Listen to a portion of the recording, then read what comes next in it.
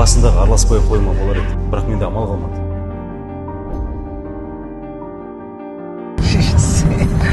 Ешқашан серьезно айналыспа.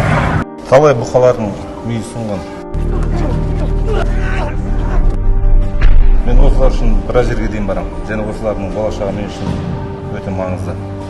Олардың темасы маған қызық емес. Лучше старенький ТТ, чем дзюдо и карате, дейм орыстар.